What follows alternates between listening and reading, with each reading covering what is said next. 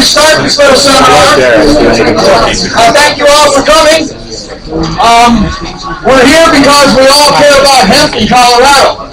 And so this is going to be one of hopefully many meetings about this. This is already the 4th or 5th one. I know some of you have probably made a couple of them. I know some of these people have. But we're here now to get this information to you. So I'm going to turn it over to Veronica. Hi guys, my name is Veronica Carpio. I'm with Colorado Hemp Coffee. I am also with Grow Hemp Colorado. Today, first I want to start off by saying thank you guys so much for coming, and I apologize to all the people who are not being let in. We are doing a live stream right now, and it will be accessible for download as well later. And obviously, we'll be having another hemp meeting as well. Today, the purpose of our hemp meeting is to kind of tell you about the foundation that has been laid so far since hemp has become legal in Colorado, which is super exciting.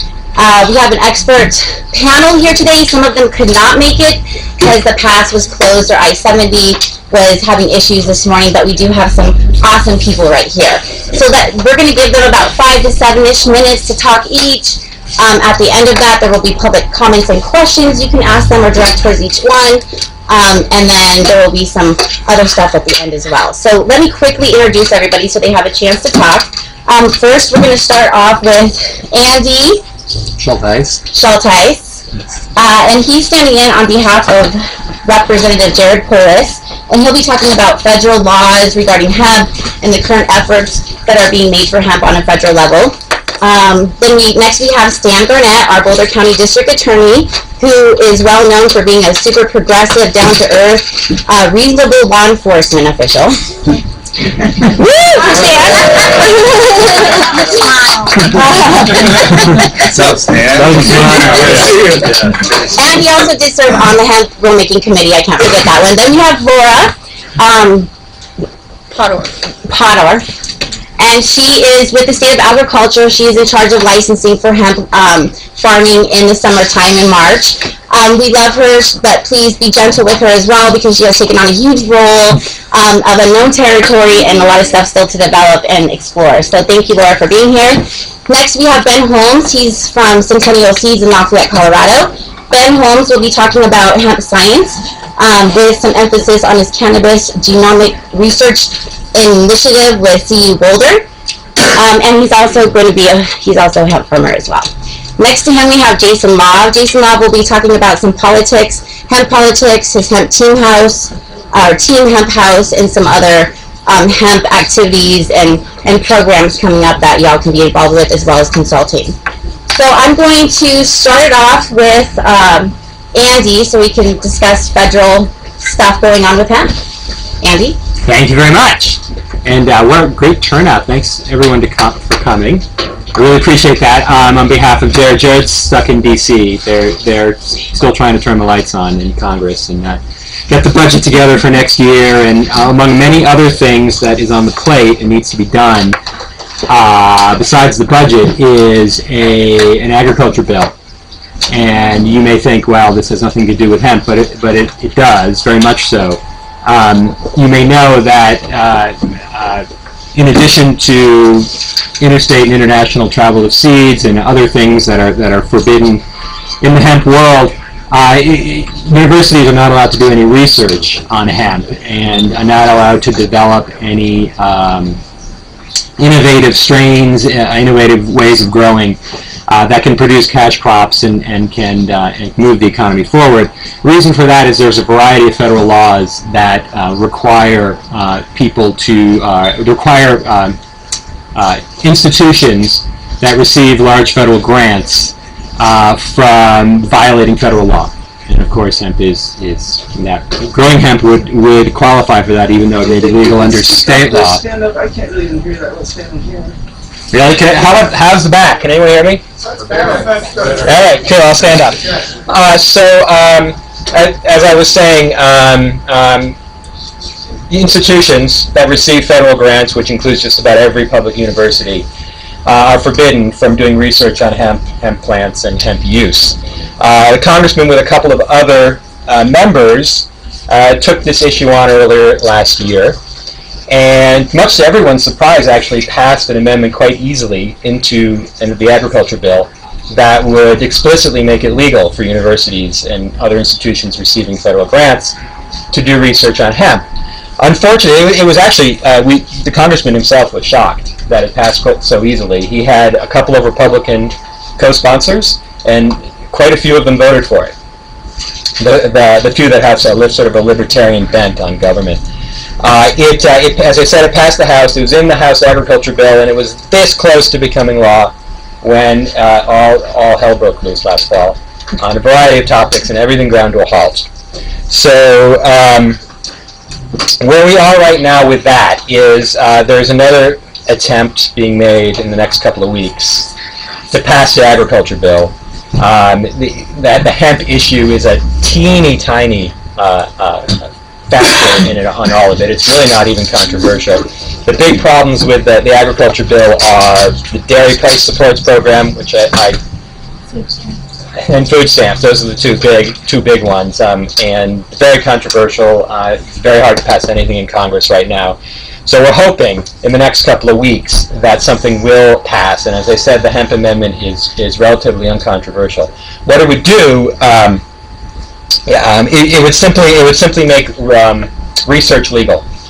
And Colorado State University is in a great position, along with some other universities in the country who have already started doing this, to kind of move the industry forward, to develop it as a legal, out of the closet, cash industry, agriculture industry, which is much needed.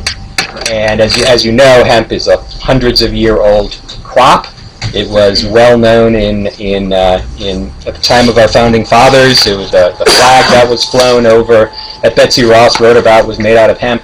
You guys know all these stories. And it's been illegal only for a very short period of time, and we intend to reverse that.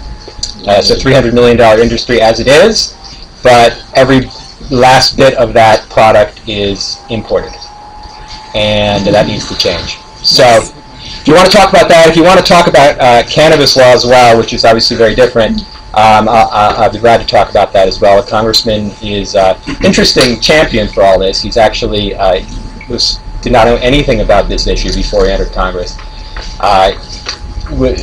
Upon entering Congress, he's never even smoked a joint, actually.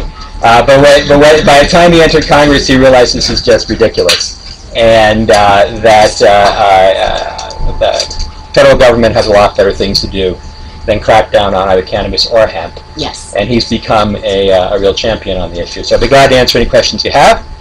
Thanks for coming. Thank you very much, Andy. Mr. Garnett. Great. Well, thanks for coming. What a great crowd. My name's Stan Garnett. I'm the district attorney for the 20th Judicial District, which is Boulder County. We're the 5th largest DA's office out of 22 in Colorado. I have a staff of about 70 people. We prosecute about 2,000 felonies a year and about 15,000 misdemeanors. Jared Polis and I have a number of things in common. We were first elected to office about the same time. I was on the Boulder Valley School Board. He was on the State Board of Education. And he got elected to Congress about the same time I became district attorney. Another thing we have in common is that we've not given much thought to this issue before we got elected, as my friend over here, Jason Loeb, will be happy to tell you. But I've really spent a lot of time in the 5 years I've been district attorney trying to figure out the issue overall of cannabis, and then most recently of hemp, and what the role of the criminal law is or is not in controlling or regulating the use and distribution of these substances in our communities. One of the things I learned very early on, and Jason was the one that had to live through my learning experience, was that Boulder County juries do not support criminal enforcement of marijuana possession laws. And so we've adjusted our...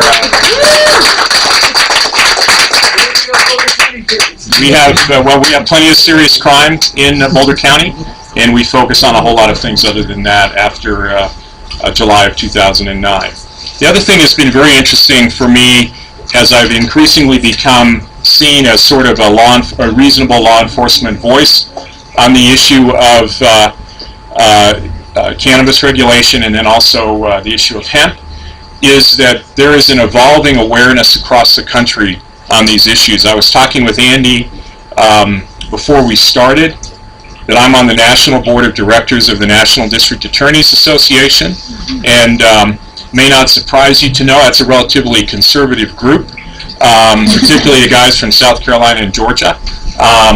But even in that group, there is beginning to be an awareness that the traditional criminal enforcement of possession laws in cannabis, hemp, etc. has not worked, and that there needs to be some adjustment. And I actually, on the way over here, I just got an email asking me to speak at the NDAA board meeting in February on Colorado's experience with it. So hopefully we'll continue to see some evolution there. Now let me talk quickly about hemp. I was really pleased to be asked by the legislature and the governor to be on the hemp rules making committee, which was a really interesting experience. If you think our regulation in the past of marijuana and cannabis has been a little bit ridiculous, nothing is more ridiculous than the the criminalization of hemp possession that's gone on in the past. It doesn't work, doesn't accomplish anything, and even worse, it has shut down and closed down what's potentially a very useful and helpful industry. What was fun about being on this committee was that there were a lot of agricultural folks there. It was essentially an agricultural committee, which of course you'll hear more about. My family comes from eastern Colorado, Morgan County, Brush, in that area, and I know how difficult it is to make a living raising crops, and I understand the importance of having yet another crop that can be raised in Colorado. There's a couple of practical problems that Veronica asked me to talk about real quickly. One is whether or not I, in my position as district attorney, can be helpful on some of the practical challenges that people face with hemp cultivation, such as getting seeds here. And the answer is, I'll do what I can, but as I often tell people, I'm not God, I'm just a district attorney. There's a limit to what can be done about the reality of federal law with regard to hemp and cannabis both. And even though I can speak out about what I see in Boulder County and in Colorado generally as responsible handling of these issues, that doesn't always put the DEA and the federal authorities at ease enough to be able to let there be the free transport of substances that there needs to be. And then finally, some of you probably know that in Amendment 64, which is what legalized, among other things, the cultivation of hemp, there is a limitation of it's a 3.3% THC limitation on hemp that can be grown agriculturally. A lot of people are concerned that that level is too low, and that there will be development, or there will be crops that are grown that have a higher concentration than that, and the question that people ask law enforcement is what's going to happen. Well, let me say first of all, from a legal perspective, that's a difficult issue to deal with because it's in the Constitution. It's actually in Amendment 64.